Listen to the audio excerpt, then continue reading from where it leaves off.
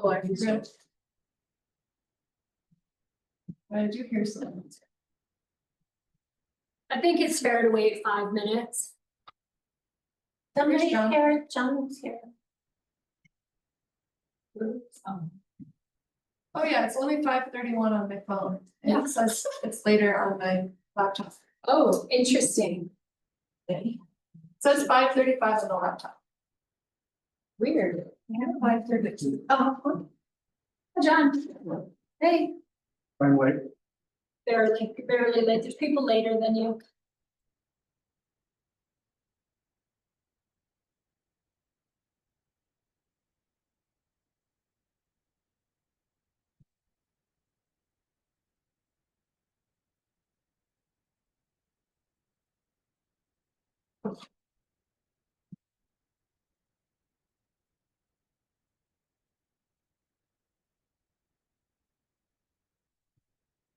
Am I waiting for something?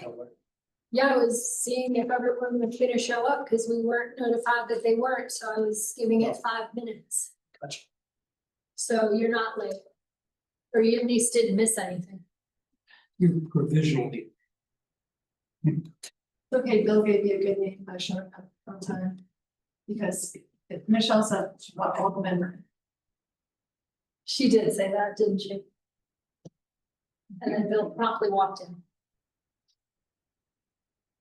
It's nice that the height's adjustable, isn't it? Mine was a little low. Yep. All right, well, we have 5 people. I think we're ready to get started.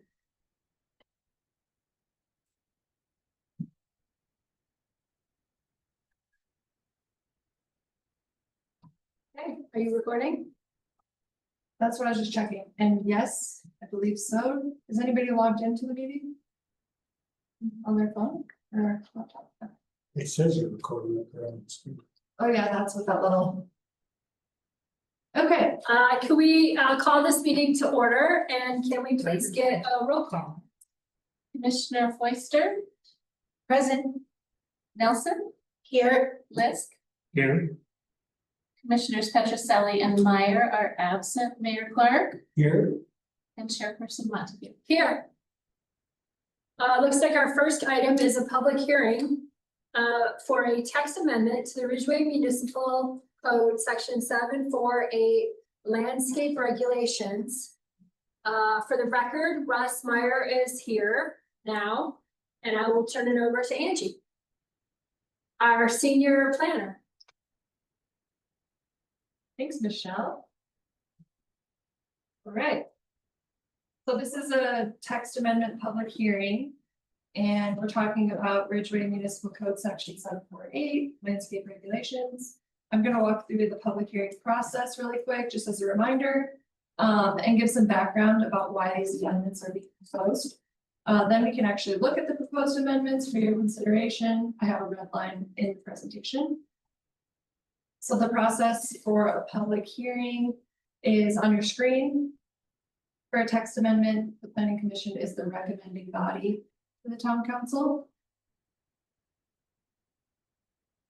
So for background, Senate Bill 24-005 prompted the modifications to the code. This bill prohibits us, the local government, from allowing installation, planting, or placement of non-functional turf, artificial turf, or invasive plant species on commercial, institutional, industrial property, and common interest property, so like an HOA property. Or street right of way, parking lots, medians, or transportation corridors. The bill was passed and was signed into law by the governor on March 15th, 2024, with a deadline for compliance by local governments set for January 1st, 2026. So functional turf and non-functional turf, I think we all kind of understand what those are, but functional turf is located in a recreational use area or other space that's regularly used for civic, community, or recreational purposes. And this also, it doesn't apply to residential lots. Just a note here that we are allowed to be more restrictive than the state mandate, but we cannot be less restrictive. So I shared a potential timeline in your packet. That just serves to explain that the soonest that the regs could be in place would be in November. That's if everything goes according to plan. So we are kind of right up against that deadline. In addition to addressing the compliance with the Senate bill, we wanted to provide some additional clarity on the regulations. Because the building official and myself have received a lot of questions about the current regs. So some of the challenges are explained on the screen, but I can kind of go over them. Calculating the minimum requirement for the different landscape treatments has caused a lot of confusion. Also, some applicants aren't reading all of the applicable code sections, so we've done some rearranging and we tried to pare it down to be more concise. Also, we've gotten a lot of submittals for a landscape plan that don't have the level of detail that we need for them to prove compliance, resulting in kind of a lot of back and forth between staff and applicants, and it contributes to delays in the permitting process.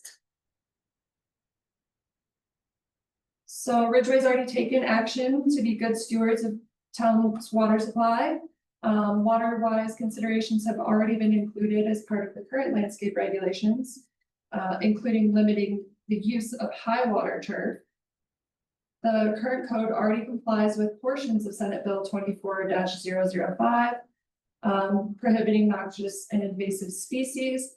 However, the town's current landscape regulations do not comply with the section that talks about artificial turf, because currently we allow artificial turf in all areas as part of our non-live ground cover classification.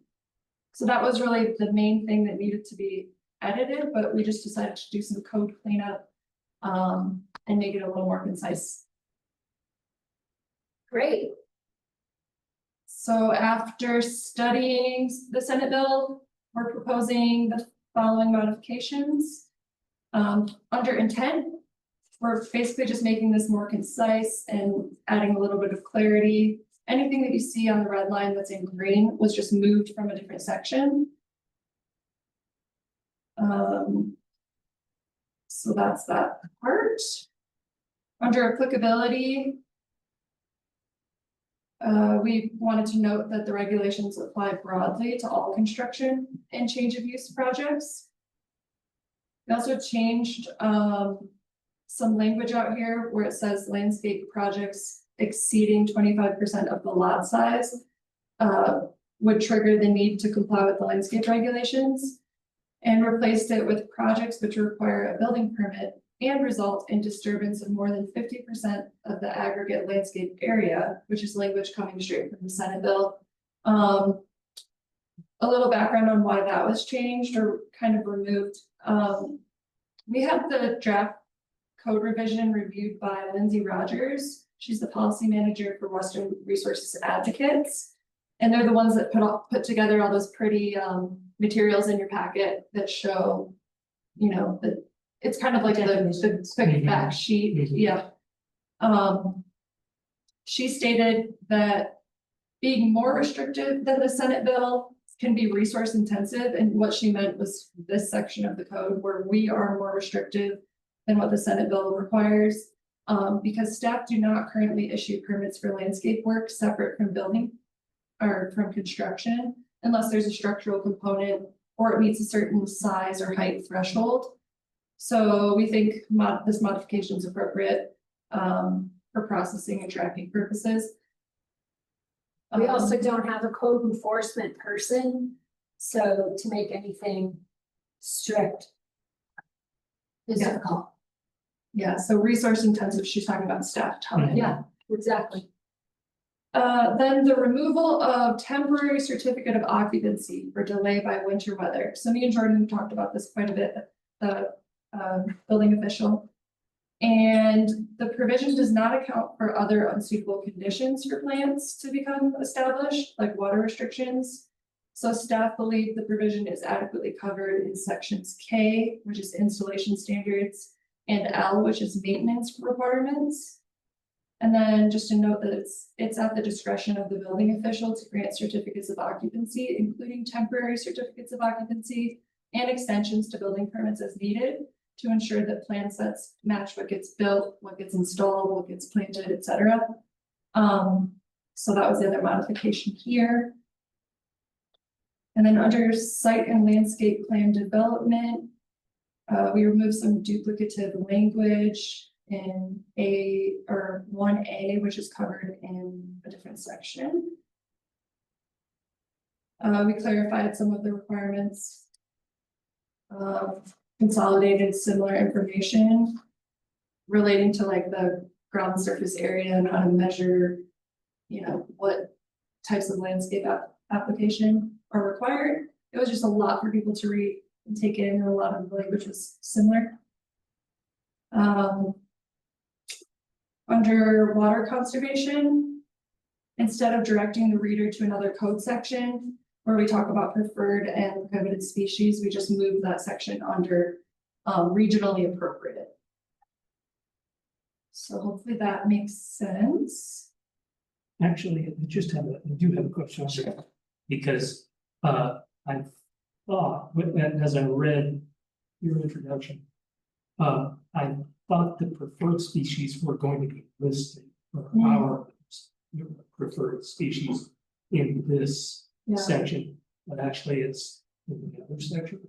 No, so there's a list available through the Uray County Weed Manager, and then the Colorado State University Extension Service has lists available. Which is probably because they change, and so to have it in our code would make it difficult to change it. They change, they're long, it still is up to people's tastes, what they wanna plant, we don't wanna be like too restrictive there. Yeah, putting a big list of like preferred species is not a horrible idea, it's just more things for people to read. And people are already skipping parts of this, regulation. So, that's really Okay. good. But this was moved, from a later section, so I think people got to this section and like read to help guide plant selection, a list of recommended and prohibited species is included in subsection blah, blah, blah. But then that subsection didn't actually have a list, it had this language about preferred species, and so it's just kind of moved. Okay. Let's see. So this was something interesting under prohibited species. It's been modified to include the highlighted portion. I don't know why it got a little bit messed up on my red line. That's why I wanted to really point it out. This piece was added. Trees with aggressive root structures that are incompatible with pavement should be avoided in areas that are paved or may become paved. Narrow leaf cottonwood, lance leaf cottonwood shall not be installed in areas in close proximity to sidewalks, streets, paved pathways, etc. So this modification is coming from Public Works. Stephen Schroeder with Public Works is kind of our tree guy at the moment, and he has told me a lot about the sidewalk seizing, especially in like River Park. That's been caused by these trees being installed. So if those trees already exist and like rooted is themselves, the and there's new- no sidewalk yet, it just is what it is. Yes. And people can still have them in their yards and things like that. If there's something that that person really wants to have, but this is also kind of a trigger to get people to think about like what kind of plants they're installing and how they can affect things over time. All right. Under landscaping required, we provided some additional clarity. We made the section more concise, just slightly. And this is where we removed the artificial turf as an option for non-live ground cover.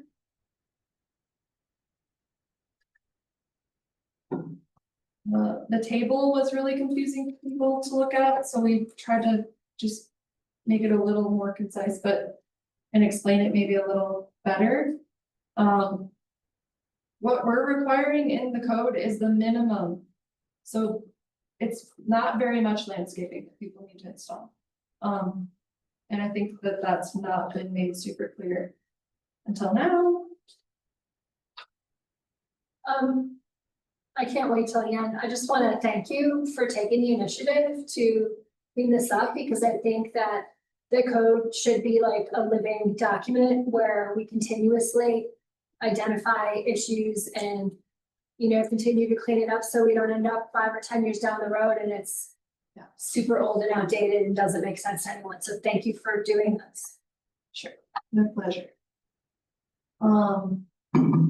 Yeah, I mean, Jordan and I have been working with it, so it's interesting to have like 2 sets of fresh eyes on it. All right. Then species diversity was moved under the tree section because it refers directly to trees, but it was elsewhere in the kind of buried in the code language. So we moved that. And I have a question about Yes. diversity.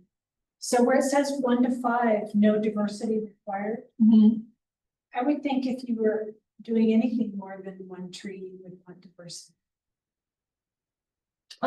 just for the health of that. area of Yeah. trees and fire prevention. So like with an aspen tree, Pam, you usually don't plant 1 aspen tree. You plant a few. Like if I think we're leaving it. It says it one to, I think it should be 1 to 3 1 to 3. personally. I mean, if you plant 1 aspen tree, you end up with 20. I mean, we know that, but Not these days, because they're not doing very well. true. But yeah, I would think we'd want as much diversity, whether it's insects, fire, whatever. Sure. Okay, so again, this is like the minimum, so people would in theory be planting more than just the 1 to 5, but we can modify it to be 1 to 3. So is that something we can have in the motion so Yeah. that we don't have to redo this whole process? Yeah, I'll take notes of everything that you guys think we should modify in here, Okay. and yeah. I like that you identified the 3 gallon size being readily available and the 5 is not. That's Is that very true? good. Is that the reason you went from 5 to 3? Yes, yep, there's just a lot of really nice shrubs and like native shrubs that are available 3 gallon size, like locally. Yeah, Instead of Not ordering them, like, 5? yeah, not available. Is that- start to get into trees. Well, when we were doing our nursery, we didn't get 3 in, but probably a lot of it was in 5 and not 4, so things just changed. Yeah, yeah. The other part about it is the grasses didn't have a specification on the size. And a 5 gallon grass is like Just just non-existent. odd, Yeah, so I just wanted to make it consistent. and easy. Yeah, there's a lot of 1 gallon grasses that. Yeah. I mean, the plants are supposed to be maintained and watered adequately, so they will grow. But if anybody has an issue with that, that's fine, we can revert back to. Maybe they what could it's plant 3 1 gallon ones. Seems reasonable. Most people, and I will say this, only having processed a few applications with whole landscaping plants. Most people are planting way more than what this is requiring. Well, when I went through the building process, I had trees already there, narrow leaf cottonwoods that had volunteered, that had come up, run from a different tree. Not on my property, and I went to the building department and said, can I sub out some trees for these shrubs that you're requiring? And they said they had no procedure to be able to do that. And so I think it's good for you to have the flexibility to look at something like that and be like, yes, this is, you know, greater than or equal to what is required. Yeah. There isn't really that Is that, particular. should we build that provision. in or no? Is that too labor? Does that cause too much trouble for you? It doesn't cause any trouble for me. The thing that we have in here is, that you can substitute shrubs for trees, Sure. not trees for shrubs. Oh, I see. So that's So that would work. F1. Shrubs for trees. See, wait. No, So you because could put a shrub volunteer instead of tree. a tree? You could put 4, Shrubs. 3, Tree. yeah, 3, is it 3? Yeah, 3 shrubs equals 1 tree. Okay, but 1 tree doesn't equal any shrubs? Correct. Maybe we, should that be fixed? Not necessarily, because we want. Well, Right, If you're trying to plant a tree for like to shade a house so that it's cooler, you'd want to allow that, as long as it's an appropriate tree. Sure.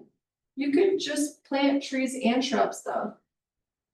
Like, I think people think it's more difficult to plant a tree than it is to plant shrubs, and that's why they included that swap. trees tend to be more expensive. Yeah, Yeah, and what if they're already existing, you still need to have that number of shrubs. they're more that's existing. expensive, they're harder to like remove at some point when you want to remove it, you know. It seems to me it should harder go for either people to way. maintain. So I guess I'm more confused about your particular issue. Is it the question about a lot where say it's never been developed before, but it's got existing trees on it, Mhm. and something that's. Mhm. Do you get credit in the code for existing trees? You get credit for trees in the code for trees. You don't get credit for shrubs. You still would have to plant your 4 shrubs, So if there were, even if you had 10 put trees. on there, You would get credit for those too, you would, but they would be as shrubs. And So- 3 of them could count as a tree, but it doesn't go the other way, Correct. is what she's telling us. And that's just how it already is in the code. I didn't change that. But if you think I should, let me know. I think the trees are important. I'm not sure I want. Put in a bunch of shrubs instead of trees. Well, that's how it is right Well, that's now. how it is now. Oh, I see. I'm going the other You're way. going the- I'm Russ, you got sorry, anything? I'm confused. I can just see if somebody wants to build shade, grow shade. Well, they can put in more trees than the tree requirement. They just can't put in trees instead of shrubs. What if they hate shrubs? What if they're a shrub hater? There's some kind of shrubbery for everyone. Like, they can use grass, the grasses, like. I see what you're decorative saying. grasses. I don't know. Open to think about. She said 3 Shut up. shrubs could be substituted for 1 tree, but the reverse is not true. You can't put in, You can't put in A a tree tree for and 3 not shrubs. use shrubs. I mean, it's not that big of a deal. I just want everyone to understand what we're saying here and be Yeah. like, yeah, it should be that way, or no, it shouldn't. So I'm gonna take a poll. Phil, Well, okay, so why would you not allow the reverse? It's just not in it's here. not there. So we're saying should There's be. no actual reason Well, when you guys, environmentally. when you guys have made, I don't know what ordinance it was in 2022 We can't or remember that 2021. far. I don't know what People were CPS is. complaining about how expensive they were, the developers were. At that meeting. Okay, so that's probably why. Just like generally speaking, I think people can like find holes in their landscaping to install shrubs instead of like a full tree. I think it's an easier thing for folks. Mhm. And they think require a that's lot of water fine, in the maybe that's- beginning. Yeah, Whoever I don't they know. chose. But that was just kind of how I, Yep. that was my thought process. It was like, So I'm. I don't wanna plant any trees on my lot, but I already have a bajillion trees. Well, that's nice. And you don't live in town. I don't live in town. So I'm fine with the way it's written, rather than. Yeah, doing the reverse. Yeah, I'm not hard on one way or the other. yeah, I don't, You okay? it's not a big deal. But if somebody asks, I'm good with leaving this. I'm good too, but I do think.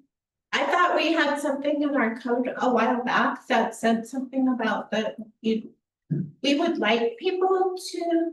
If they have trees already on their lot and they're going to build, to try to leave as much landscape as possible, but I don't see that anywhere in here anymore, so. That's another issue, but it's a good question. I thought we had something like that in there too. That is somewhere, trying to remember. Because to me, it's kind of important to keep the trees that we do have if they're not dead. Hope that people will keep their trees. Okay, let's keep going. Yeah, Well, okay, so So Yeah. don't change it. Yeah, it doesn't sound like people want to change it. And everybody's good with the 3-gallon size of shrubs. Yeah, Okay, In these general landscape standards down on the floor, it talks about the artificial turf prohibited except for, but it doesn't say public in there, or not public, but private, in the residential area. It just seems like that should be included. so can you repeat the question? General landscape standards number 4. The last sentence, artificial turf prohibited except for public rec areas, sports fields, or owned or operated by the town or any public or quasi-public. The limitation shall not apply to any public recreation areas or sports fields owned or operated by the town. Or any public or quasi-public entity. I guess So- it's just not clear that it's okay for residential. We're saying that it's not okay for residential. We're saying that it's not okay. I thought we said. We're saying it's good for, functional turf to be allowed. So we can be more restrictive than the state. Well, And that's, and we state already has- were for this part. Regarding turf. Because we have a regulation in here about the amount of turf that someone can install in any situation. But we don't wanna limit like what's happening at the athletic field over here is functional. And they're using artificial turf. So, I don't know, So you think artificial turf should be allowed on residential? It Well, is it's already there. functional turf. If it's grandfathered, it's probably okay. Okay. We're saying we're not. yeah, you can maintain, if you already have, We no, already have it. yeah, if you already have it, you can maintain it, but. For new development or any that trigger the landscape regulations, which is under applicability. You wouldn't be able to install new artificial turf. Unless you were the town or the school or something like that. And it's a sports field or something of that sort. So we don't wanna limit our ability to do that. But in the table, it says you can use functional turf So, let's see, live cover, yes, which is for residential, and you can have up to 20%. so no more than 1,500 square feet or 10% of Or 10%. the area requiring landscaping, whichever is less, can be high water turf. So we're talking about two different things. We're talking about live turf, or and then we're talking about artificial turf at the end of this sentence. So I would maybe propose that artificial turf portion gets moved somewhere else, so it's like a little more clear. Does that make sense? Or Yeah, either or way. it is helpful to have it as a reminder that artificial turf. You could just be specific and say live turf and artificial turf. Well, yeah, but high water turf would be live turf, but I see what you're saying, sure. Or we could just, we could just make it number 5. I would suggest maybe making an artificial turf sentence before A. Okay.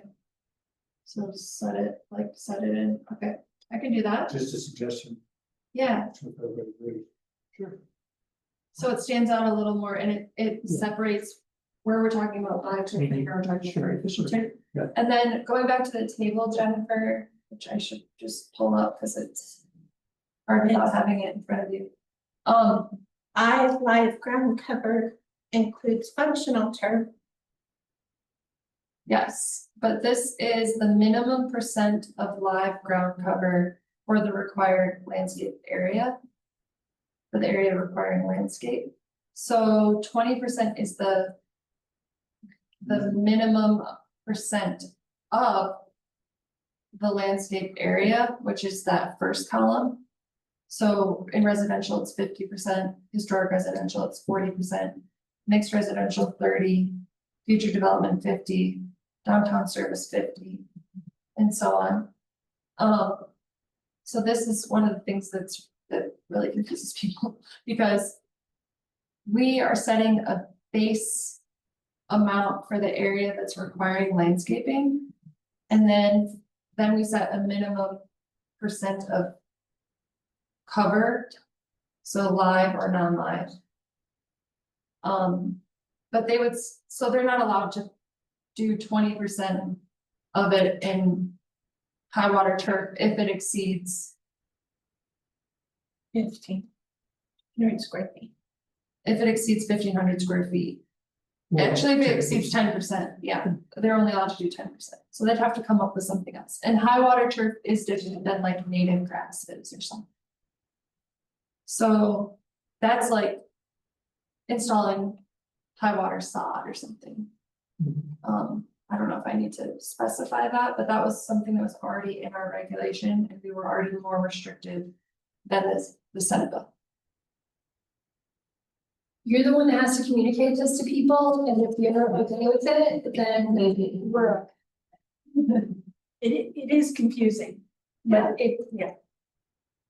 Like, if you can, like she said, if you can explain it when someone comes in as an applicant. I already have many times. But yeah, if you think it needs to be worded differently, I think the modifications make sense to both me and Jordan. We've looked at them a lot, but I would be happy to set that artificial turf section below S4A. I think that makes a lot of sense. I guess. Since we have that about turf and it's separate, do we have to list it under live ground cover?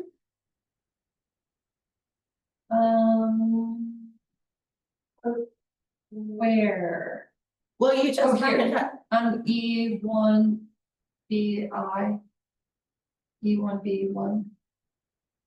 Is that what you're talking about? yeah, because to me, it just seems like you're almost promoting people to do it. I don't know, I guess I felt like it was in the wrong area. Like it shouldn't be there as live ground cover. And if we have it covered someplace else, then you can't do 1,500 square feet or 10%, more than 10% of turf, then I guess I don't understand why it's included in live ground cover. Why functional turf is included in live ground cover, like high water turf? Because it is allowed to that threshold. Makes sense to me. It does. Yeah. Okay. Yeah, it's allowed to that certain threshold, which is 10% of the landscape area or 1,500 square feet, whichever is less. So we do allow it as a live ground cover option, but we wouldn't allow someone to coat their entire yard in it. Right. So, Okay. While we're here, I have a question that came up while I was reading this about the non-live ground cover. We refer to mulch. We used to say bark mulch, now it just says mulch. yes. Do we want to address the fire danger aspect of that? The reason I deleted bark from the mulch thing is because there's so many different types of mulch. Right. And yes, some of it has to do with fire safety. We, in doing our xeriscaping last year, we were going to put a bunch of juniper cedar bark mulch under our deck, and wait a minute, it's all embers are flying down from our hill. So we replaced it with cobble, but should we have something that talks about that in here? So I do have a section, or I do have a bit of my presentation that talks about fire. I can skip to it if you would like. Well, no, if you cover it, it's fine. I think I should skip to it while we're on the topic, because it's really important. So I wanted to just take a minute to mention another upcoming state mandate. You'll be hearing more about it in the near future. The Colorado Wildfire Resiliency Code was adopted by the state on July 1st. It's designed to enhance life safety and property protection in Colorado's wildland urban interface, the WUI is how it's referred. So the code has a tiered approach, meaning the requirements vary based on the level of wildfire hazard present in a specific area. And it's meant to supplement existing building and fire codes.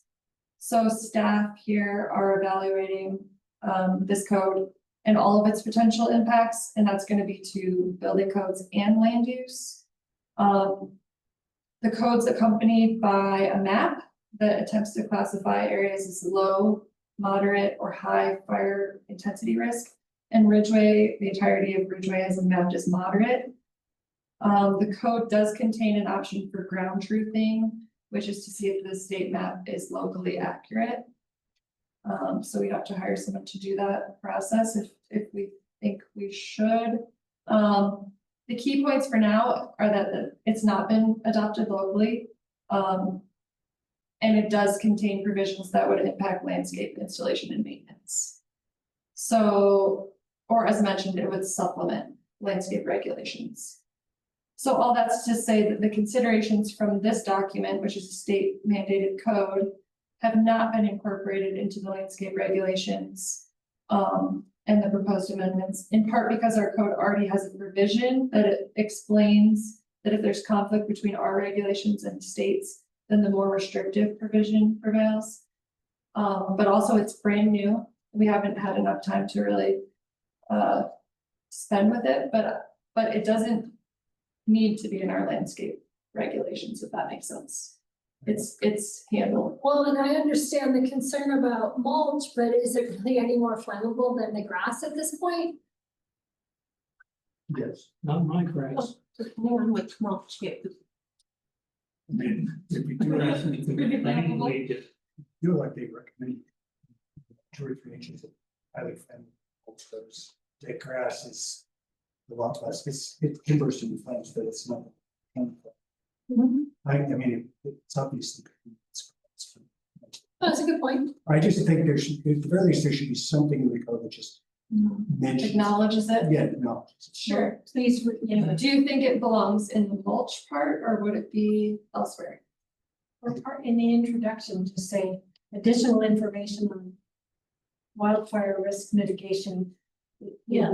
Located in blank. Well, yeah, I worry that if we go there with the mulch, then do we also say that there should not be any shrubs within 5 or 10 feet of your home? Because that's also part of the wildfire thing, like But that's covered by in, touching on it, how deep do we go into it? All we have to do, like you said, with the other topic is just refer them to the state.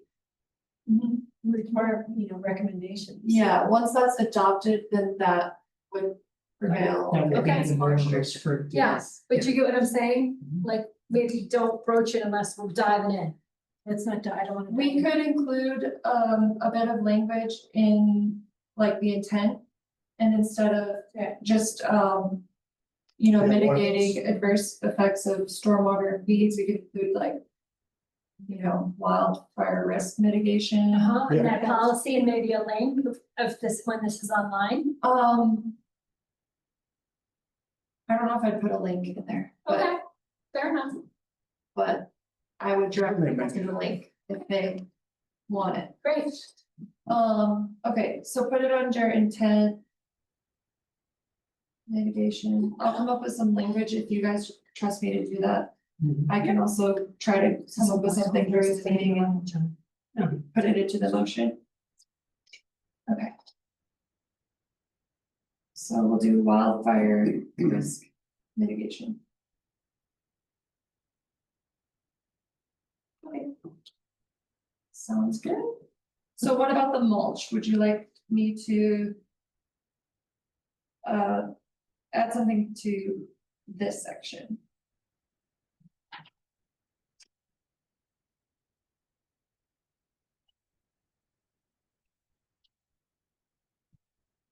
I just noticed at the bottom of page 4, it says 4 shrubs. Or, okay, that's, I thought it was 3. that's But okay. This says 4. Yeah, it is fine.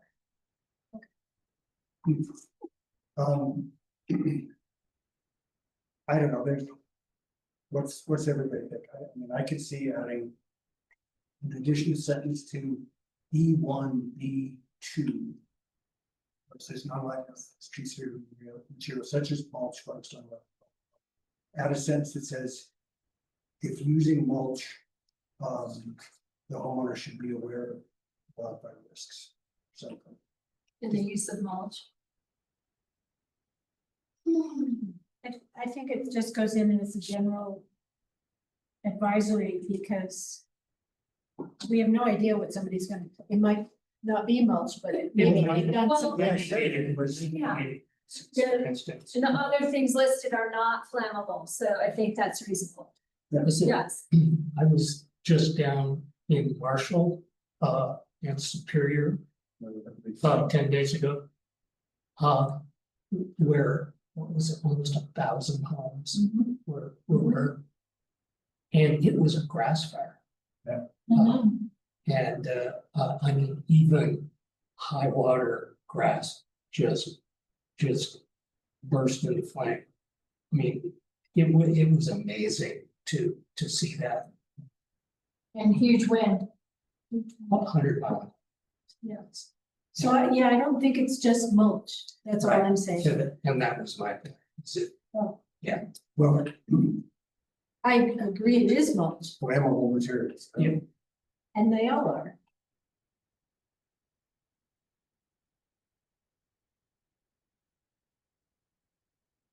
Well, then we can go even deeper into the rabbit hole and be like our landscape regs.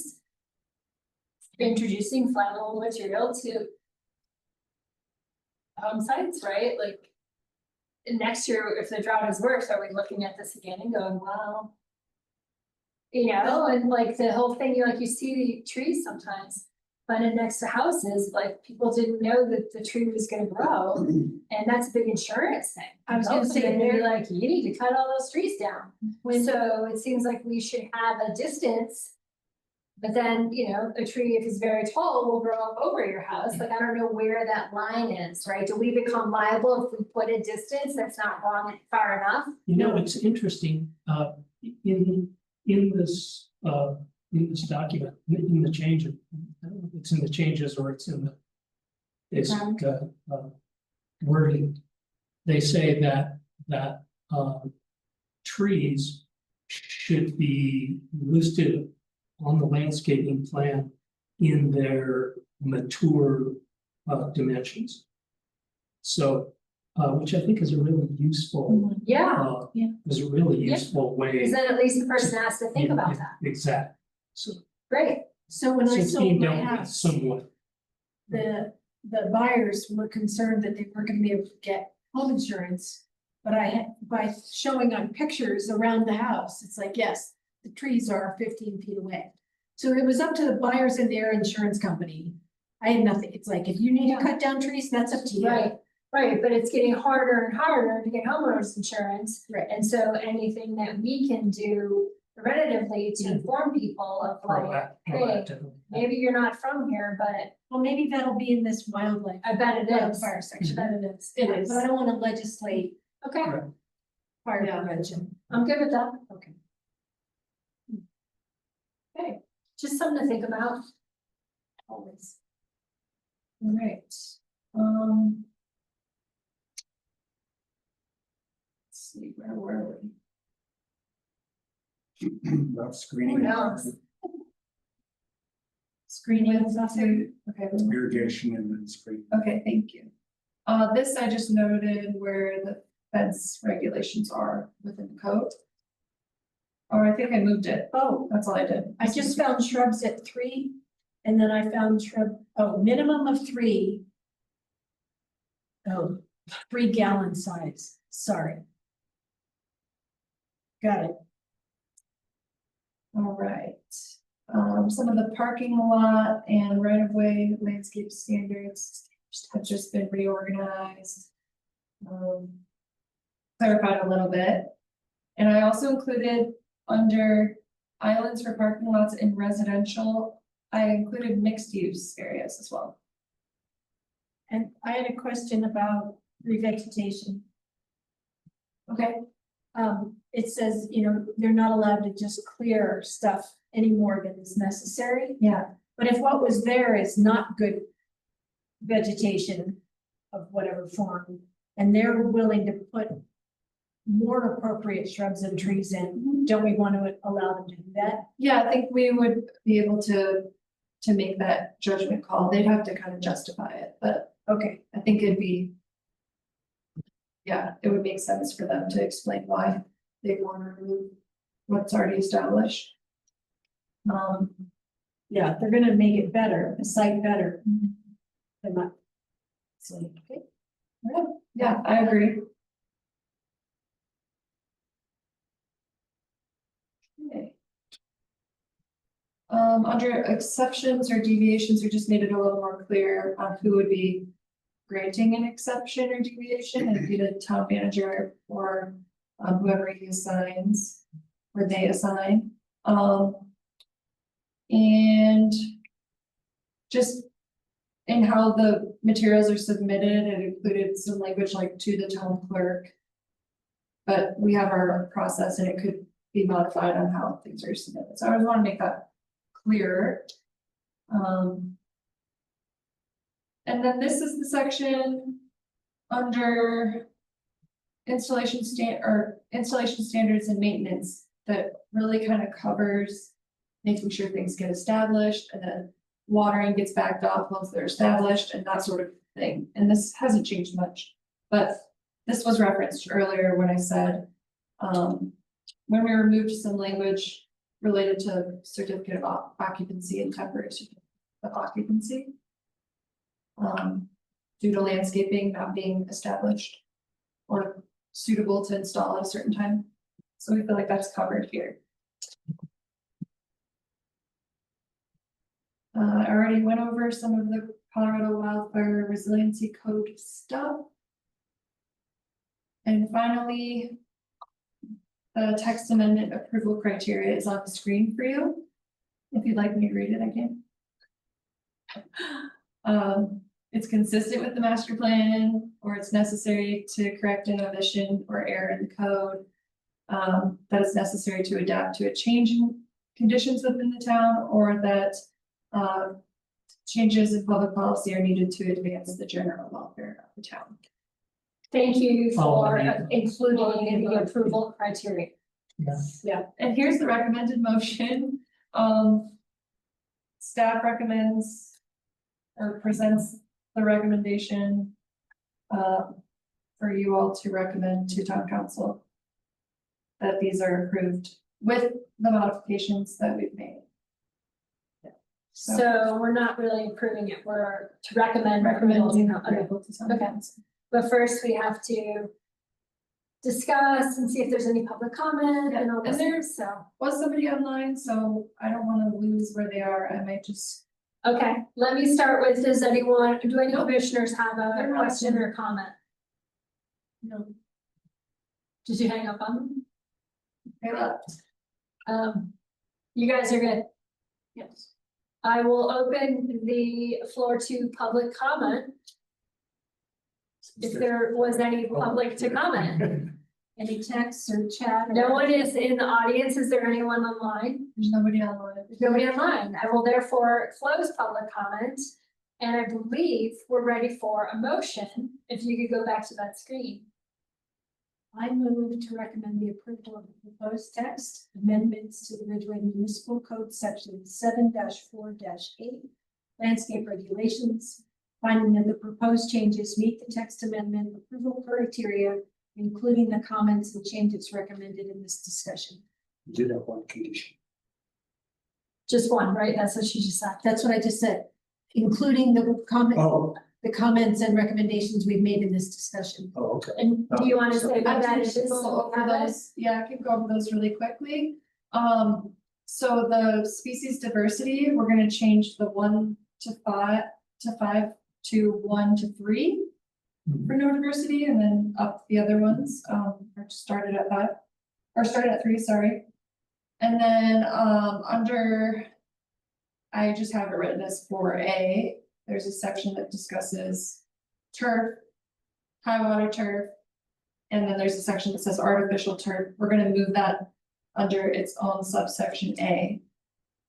And then we'll also include under E1B2, if using mulch, the homeowner should be aware of wildfire risk.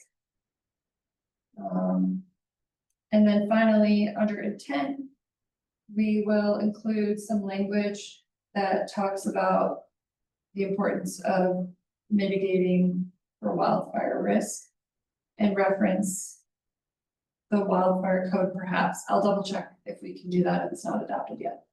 But at least have something in there. So let people know what to do. John seconded, he beat you though. Could I please get I believe we're all here without Jack here, can we do, all in favor? All in favor? Aye. Anyone opposed? The motion passes unanimously. Thanks, everybody. Thanks for your work on this. I really appreciate you going above and beyond and keeping it up to date and usable. Thank you. Yeah, that was really interesting. Next one. What's next? Next, we have other business updates from planning staff. I have several updates. Sorry if you wanted it to be a short meeting. I do have Still pretty short. I do have a progress report from, or for the housing needs assessment. It kicked off in June. It has a target deadline of mid-November. And in June and early July, Points Consulting, that's our consultant doing the housing needs assessment, was doing like their documented ecosystem review, which is just getting to know Ridgway and the county from a distance. And then they actually came for a visit, and I just want to thank everyone, whoever's listening later, maybe, and John, for participating in stakeholder interviews with their team. And I sat in on several stakeholder interviews, and I think we got a really broad array of incredibly useful feedback. Oh, and Russ, thank you. And while their team was here, I took them on a tour of town, and then Mark Castrodown, who's the community development director for Ridgway County, drove them around the county. And we also did some survey outreach, so I don't know if anyone saw us like music, but we were there for one of the concerts and passing out some flyers and just talking to people around town. Following their visit, they produced their first deliverable in draft form. It's a land resource and capacity analysis. And then Points did provide like a full progress report for this meeting. They separated it into 7 task items, which is just how our scope of work is set up for them. And I can go through those if you're interested.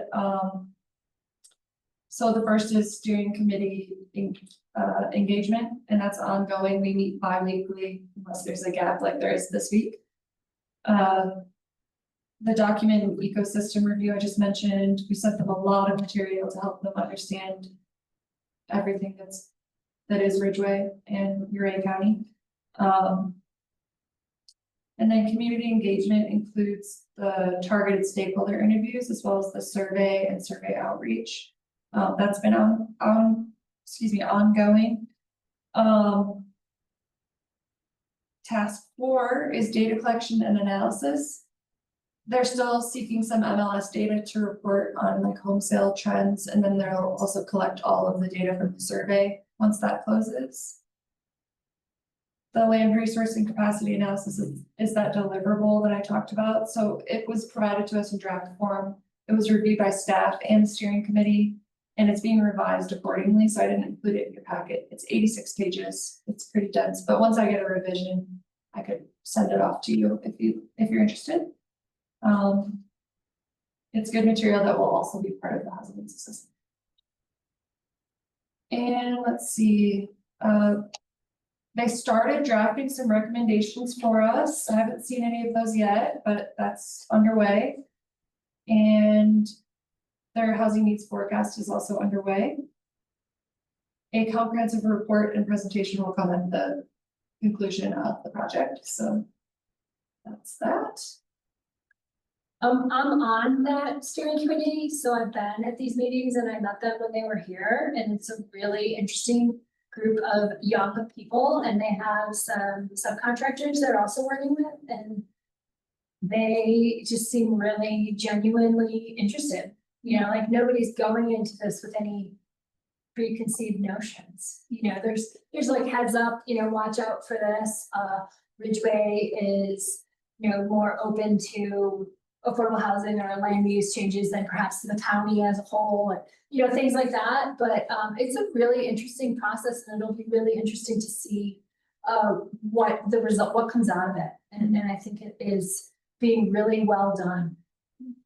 Yeah, it was nice to meet them in person and just yeah, very interesting. And then I took the link and posted it on all the Ridgway Facebook sites to just try to up the number. And I got like one response from someone that was like, you don't want to know what I think about affordable housing. And then I looked like at their profile pitch, and they were like, their profile pitch was them like putting up their move. And it occurred to me that the best response was probably no. So I did not respond. But it may have upped the numbers of responses that we've received. So if anybody has ways to kind of put it out there and encourage people, because you would think that people would see it, but not, it's hard. It's hard to get to people, different types of people as well, right? Yes. A lot of people aren't on social media, you know, are people gonna see the poster and know to scan the QR code? You know, I wonder, I think the town's probably sent it out in their email blast, but I wonder if we do it again before it's over. Yeah. With a link in it, you know, and say, hey, this is wrapping up. If you meant to do it and haven't yet, you still have a chance. Please, we'd love your opinion. And I think it's in the paper too. Okay, It's been in the paper, Preston put it on the utility bills. It's been in the town manager's report and the email listserv. it's a valiant effort, but you know, the I more know, people, it's the better. still, you know, it's still hard to get people to participate. So these are just a couple of graphics from the land resource and capacity analysis that I thought were interesting. And I'm just gonna talk about it generally. Can you guys see those? Yep. So the first one's talking about population change from 2013 to 2023. And then also the percent change in home values, median income, and median rents during that same period of time. And that's separated by Ridgway, Ridgway County, Colorado, and then US as a total. So pretty interesting. The draft was 86 pages. It provided data and then figures to depict the data in really interesting ways. I'll make sure you all get that once it's revised. And it applied the town and county zoning to help identify opportunities for housing development or additional density. So like places that are being underutilized, which was really interesting. So a lot of geographic considerations, but there's also a large focus on economic considerations in their land resource and capacity analysis. It had a lot of comparisons between like wages and earnings and the cost of housing, different employment industries, and the amount of jobs versus the amount of housing units. So from this work, Points produced a high estimate that town could accommodate 824 housing units within the confines of current zoning. So this does not account for our water capacity, sewer capacity, road capacity, school capacity, or any of those real, very real growth restrictions. Yeah. But it's just based on zoning. So that's really pointing out that there's a lot of opportunities that exist for additional housing. And The additional- graph is quite telling, It certainly is. right? Like everyone feels it, but it's like, there it is in numbers. So. Michelle, you gave a great blurb about the survey, and I also am asking that you all please help to get the word out whenever you can. We did receive 283 online responses today, and that's county-wide. So that's, and about half of them are from Ridgway folks. Well, and the fact that 70% of respondents live in single family homes is like, those are the people that are responding. That's not really representative of the community, right? So like, how do we reach other people? I wonder if are there these signs on the window, maybe at Space to Create, window of the town space there, and maybe some signs in the park for the event this weekend, since it's a local music event. Yeah, have you guys seen my signs in the park during those various events? Okay. I saw the Just one seeing if by the they're, if bathrooms. they're being noticed or. Yeah. like, better spot. for them. It might be good to No, I'm find down out. with 3, I had 4, but. Someone stole it. Well, I thought someone stole one of them, but then we found it in a bush. Lori found it in a bush. Thank you for finding it. And someone during the art thing stole all my clips, so there was like 2 clips on it and the sign just got super ragged. And that's unfortunate. I have extra binder clips if you need them. We have a ton. Okay. Thank you though. Were you gonna do a table at the event on Sunday? I don't know what my weekend plans are, but that wasn't on my list, but I thanks for understand. putting it there. Maybe. Perhaps. If you Yeah, can give for me worthwhile. volunteers, you know, or set up a table, maybe no one needs to be at the table. Maybe the table simply has the information. Maybe. That taped onto the table? Yeah. Take I'll definitely put my signs around and I'll see if I'm gonna be around. Yeah. Sounds like a great event. Yeah, then you could just take a weekday off instead and work on that. I'll talk to my boss about that. Seems only fair. All right, so yes, a couple of the things that were kind of telling from the survey just initially, when I reviewed what people have been saying so far, yes, about 70% of respondents live in single family homes, that's countywide, of course, so take it with a grain of salt. And then over half have lived here for 10 years or less, with about 29% living within the county for 5 years or less. And then I read all of the written comments that have come in so far, and there was a very broad range of opinions, so a lot of different thoughts and ideas to consider. And then I just wanted to include a couple of the responses as they are right now, so this will change as we receive more responses. But this question asked, would you like to see the housing stock increase in the county, city, town? We just lumped it together so people weren't confused. It shows a really wide spread of responses. So 59 people said no, 27 said they don't know or they're not sure, 25 said yes, but with the focus on single family low density development. 95 people supported more housing in a mix of single family and denser housing types. And 45 people said yes, with a focus on the denser housing types like apartments and townhomes. That's pretty good. This one, within the past 3 years, have you had difficulty finding suitable housing within your budget in the county, city, town? 80 people said they've had difficulty finding suitable housing within the budget in the last 3 years. And then within the past 3 years, have you or anyone you know been displaced from their home due to rising costs? 144 people answered not me, but others. 7 said me, 24 said me and others. And then this one was kind of interesting, but I'll have to explain how it's set up. These show results from some of the multi-answer questions where you could select as many as you want, multiple. So I'm gonna just present them as like the most selected options. So first, what are you willing to have changed to facilitate more affordable housing? The option most selected included more duplex or triplex in traditional single family neighborhoods. We allow for that. Smaller lot size in homes, we allow for that. Simpler building design and more prefab or modular construction. And then the least popular option was taller buildings, which is not a surprise to anyone in this room. The second question was, what should local government's role be? So the top answer by far is proactively plan for land and community development. Some of these questions I thought were kind of hard, like you had to think about it, and I'm like, wait a minute, I'm on the planning commission, but I have to like think about what my answer is, you know? Yeah, the survey's not as like quick as some surveys. Well, that's Those are the very thing. important questions. Yeah, It's like, you know, we all want more affordable housing for ourselves or others, or, you know, the community. yeah, is so helping what are you together. willing to, But what does that, what are you willing to do about it? Yeah, I thought those were good. And thoughtful answers. Just check, check. Yeah. check, check. agreed. So does anybody have any questions about the process so far, or the housing needs assessment?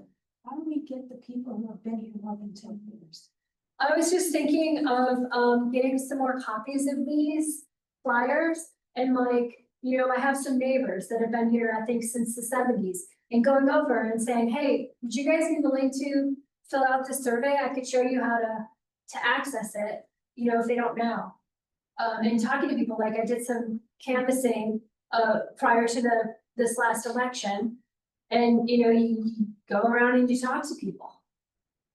For And you don't town, even have it's to really definitely- listen to their opinion, because you're like, well, that's not that helpful. We need you to fill out the survey. You could do, and that's kind of how I tried to put it on Facebook, like, we actually want your opinion. I wanted to go and say, like, how often does that happen? Do people ask you for your opinion? But I thought I'd keep it really simple, and didn't say that, but I think it's like talking to people. John?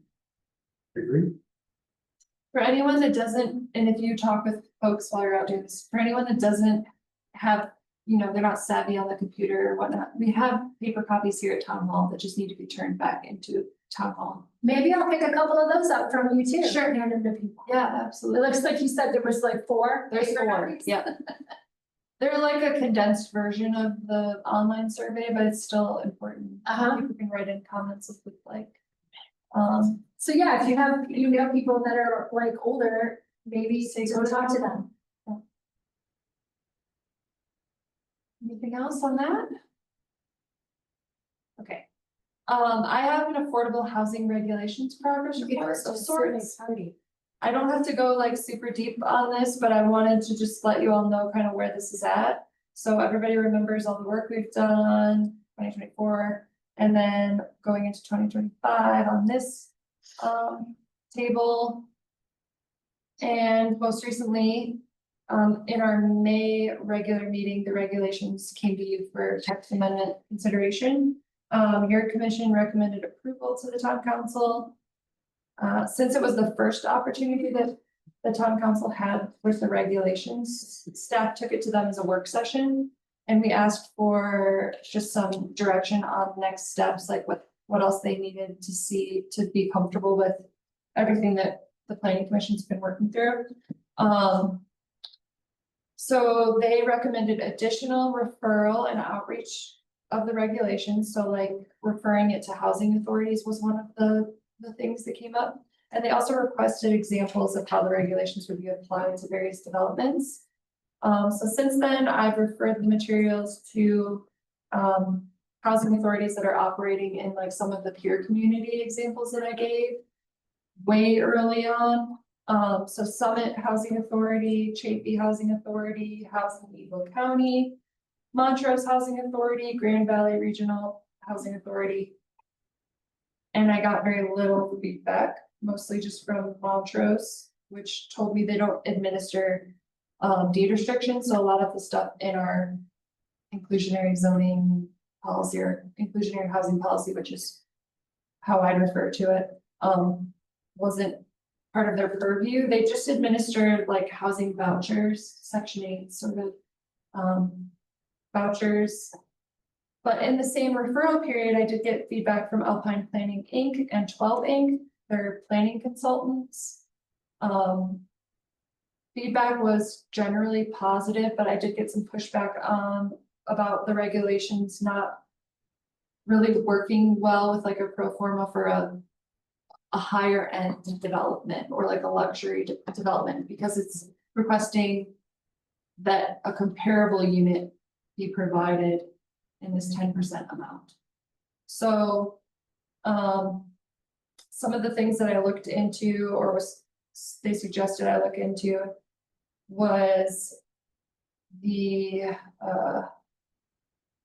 livability standards that a lot of communities put into their inclusionary zoning policy, so that they're making sure that the units that are produced, or a lot of these policies include purchasing a home and converting those to deed restricted to account for the requirement. We don't have that in ours at this moment. But making sure that it checks all the boxes for livability, like it has a washer and dryer, it has adequate parking, it's insulated well, you know, it has all the things that you would need to be comfortable. But ours doesn't have that because we're looking for comparable units. Comparable to whatever's being developed. I could see the Makes point there about Yeah. high end, right? Like, is that necessary? Does it have to be a high end unit? So I agreed and have given it quite a bit of thought, but there is so much flexibility in our regulations, which I can kind of get into in a second here. The other thing was a sliding scale, which is it sets the rate for a fee in lieu. So right now we have it set up where the fee in lieu could only be applied to a fractional requirement. And it's set based on what the developer's cost is to create a comparable unit. So if they're building a luxury unit and they have to provide a half of a unit or something, 0.5. Or if they're doing a luxury 5-unit development, they would have to provide a half unit comparable, so they would just pay whatever the cost is to build 1 unit, half of that. And I kind of played with that in a couple different ways to see if it would make sense. Like I played with a pro forma and messed around to see if it would Do make you sense. mean on-site or off-site? Well, our code, how it's drafted right now, could allow for offsite if certain criteria are met. But the just general standard compliance would be on-site. I can see with the luxury, Yeah, uh, certainly. you know, just with the cost, the building cost per Mhm. square foot. Yeah, so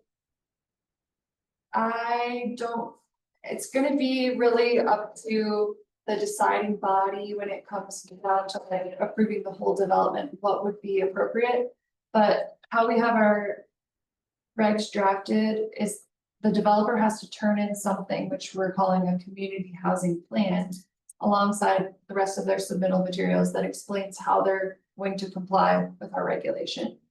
And that allows for so much flexibility because people can, for example, say, you know what, I'm gonna build 2 smaller units in this luxury. Where 1 luxury home or townhome would have been before, because it's a more appropriate size, it's what we're looking for.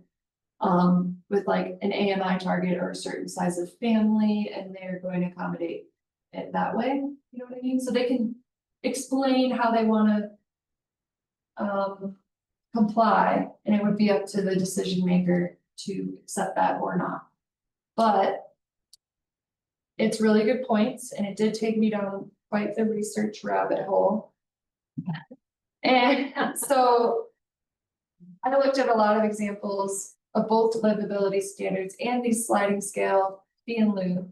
But I really ultimately decided that the sliding scale was meant for larger markets with a lot of development that are going on. And then it didn't really relate very well to Ridgway. And then the livability standards would add an unnecessary layer of complication and take a lot of staff resources. And I do think genuinely with the way our regulations and guidelines are drafted, it provides a ton of flexibility with that community housing plan option. I think it's also a good bargaining chip. Yeah. For staff to Sure. hold their feet to the fire. For other purposes as Yeah. well. Or reward them, with, Yeah. you know, the flexibility allows for that. It's great. So, any other thoughts about that? No, thank you for the update. Does anybody want to see like a project example and how the regulations would be applied? Or a refresher or reminder about regulations? Just send it out to us. Okay. Maybe just the next steps, like how do we move forward to meet the requirements the town council put, you know, the outreach, like what are we planning on doing? Yeah. I've had a couple of sticking points related to just like the ongoing housing needs assessment. And then also we have the housing administrator position that's like being established. So trying to figure out how all those pieces will come together eventually, but also trying to move this forward has been a little difficult. But I do have some ideas and I will report back. I might have more. How is the housing, whatever you said, administrator, different from Ridgway County Home Trust? I thought they were awarded a contract for a year. Yes, they were. So that position is like drafted or whatever you want to call it. Like they're hired to do that, but then they actually have to hire a staff person to I be see. that person. It's Okay, not fully. okay. And then does we the also- town have any say in who they hire, or they're gonna do that? I don't know, Okay. but I don't think so. I think if they hire them, we're just hiring a trust. Okay. But, the one thing that's kind of interesting about that, like, we'll have to then teach that person how we've been doing it today and like catch them up. So it might be really nice to have something like this in place so that they have like a solid regulation that they're following and understand. Instead of just like, at least moving forward, instead of some of the like random deed restriction language that they have to find on plat notes and then double check here and it's, Would they come with some experience so they could help inform that process, or do you want that process in place? that's the thing, I don't know. Yeah, Yeah, I don't know. Well, that's out of our control, it's home trust. what's that? It's out of our control. It's- Right, It's up to right. home trust. Yeah. Exactly. But that's kind of where I'm like, And everything's not always in order when you take on a new position, so it will turn out how it turns out. all right, I do have one more thing. Let me just skip to it if we're not gonna go over examples, because we don't need to. This is just planning commission, professional development. Oh, no.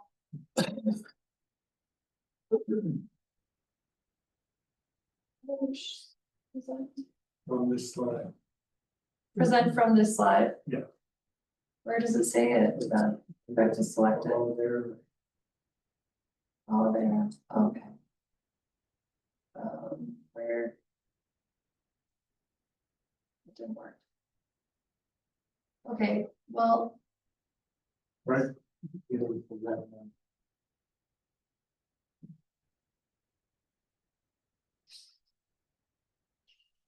I'm sorry.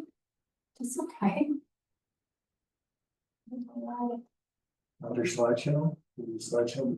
Isn't there also bottom right presentation? From current slide, Yeah. okay, thank you. All right, so I just wanted to ask you all a little bit so I can bring something to the budget conversation that's upcoming. Related to professional development, so I sent out a couple of options for like. Conferences, but there's other professional development opportunities out there.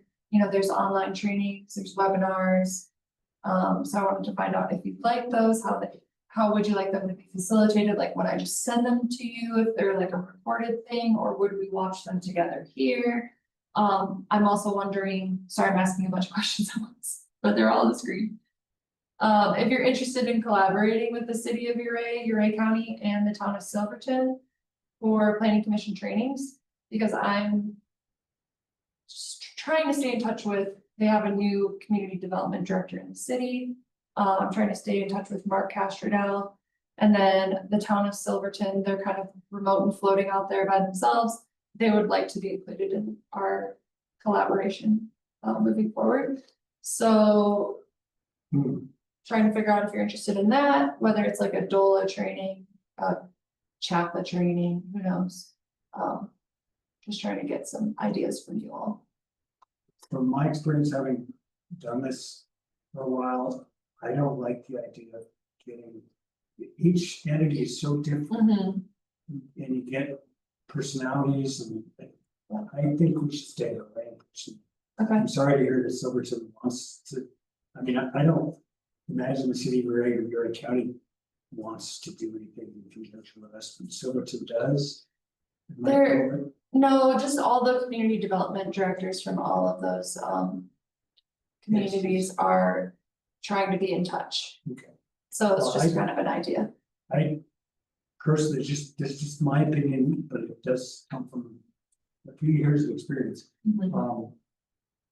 That could be really problematic. It could be fine, but in my experience, more likely than not, it would create obstacles and. I mean, smaller groups do better in trainings anyway, I think. You get a bigger group together and then. It's easier to Well, get off and it track. could be more diluted because our codes are different, right? So it's gonna be less specific. Yeah, it would Just be our- specific to our. Our cultures in our meetings, we're just so different. Sure. I went to my first joint planning meeting yesterday. Now that you mentioned, funny you should mention it. Me too. Pretty different, huh? What was the issue?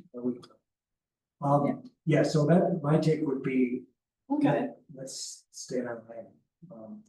But I do think it's very valuable. I'm glad that several of us are going to the Western Colorado Planning Conference. Yeah. In October. Well, there was one introduced to town council, but the flyer, the site that you went to didn't have any times. And then what's Preston said was it's been postponed because they didn't get much interest. And it's like, well, it'd be great if you listed the time, how much time it's taking that day. So it's kind of a funny one. or a, what? I don't remember was which it? one. I'd have to look at my town council packet, but I think it was some kind of a planning, I thought it was a planning thing. Anyway, I think if we did webinars, it might be nice to be able to do it individually when people have the time to do it. Yeah. I think it'd be fun, it'd be informative, I said fun, but then I changed it. To do, a couple in training, if that's offered by the state.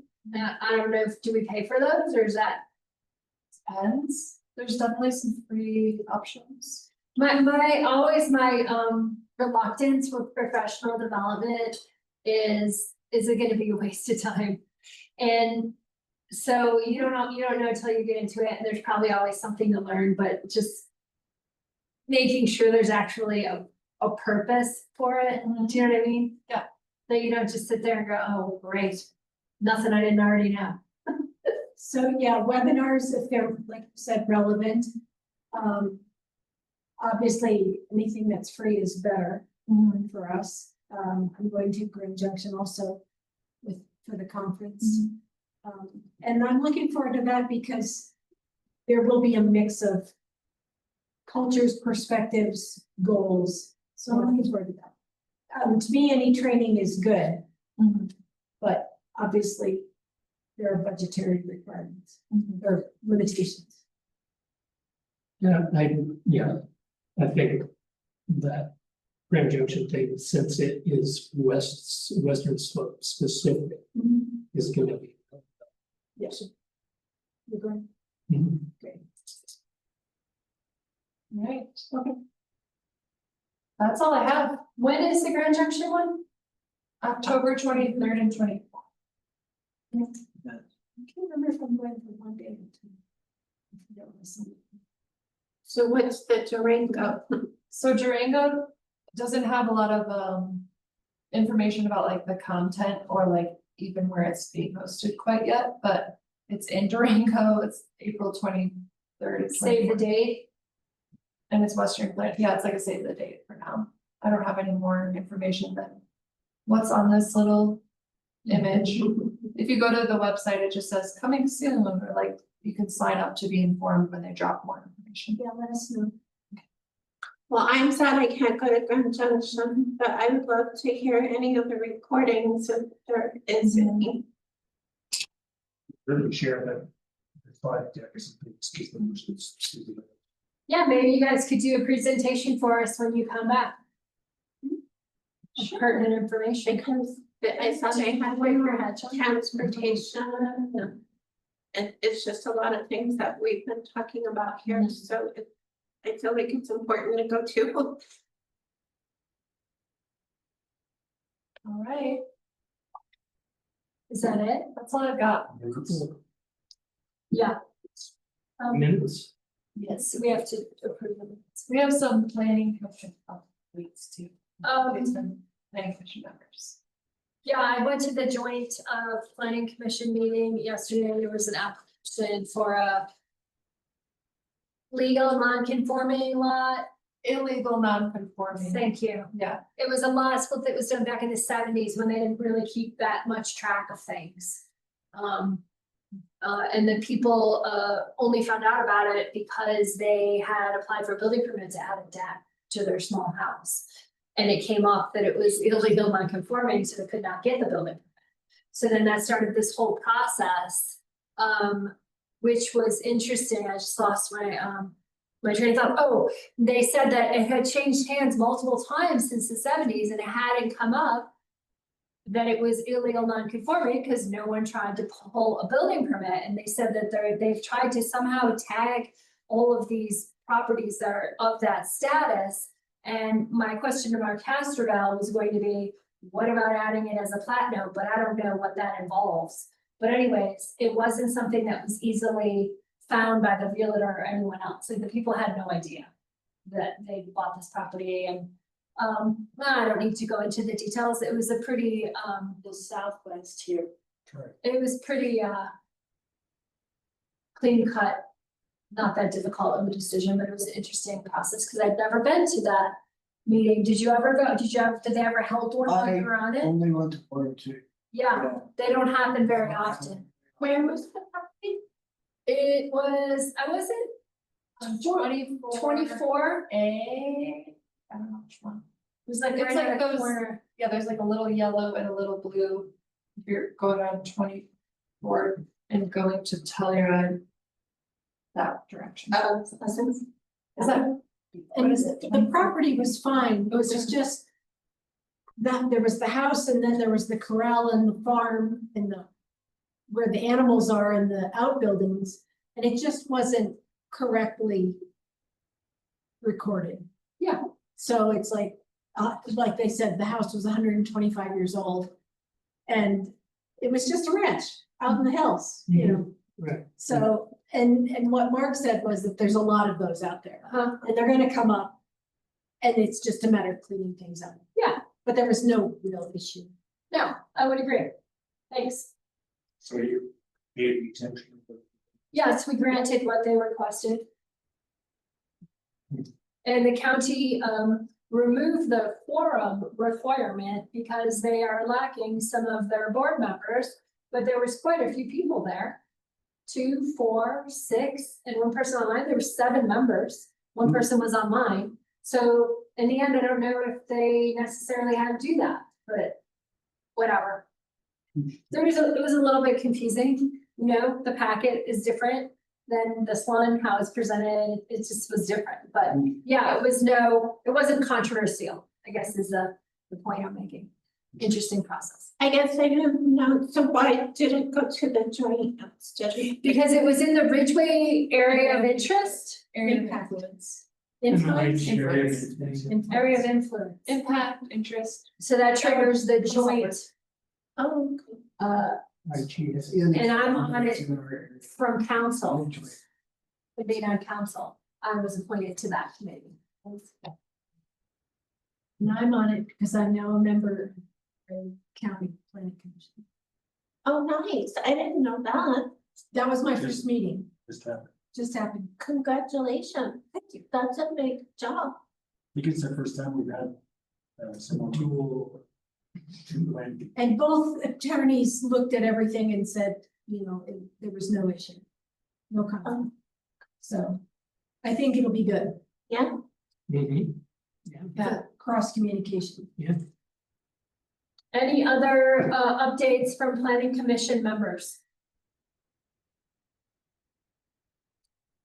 I think we're ready to approve the minutes. I think we do that separately. So can I get a motion for the approval of the May 21st minutes? So moved. Second. All those in favor? Aye. Aye. Anyone opposed? Does anyone need to recuse themselves because they were not at that meeting? I wasn't at the meeting. Or I don't think it's recuse, it's a What if you guys abstain. weren't at the meeting? Then you would need to abstain. The first group of minutes, I was there, the second one, neither of us were. Okay, so Russ is abstaining from the first one. Yes. Thank you.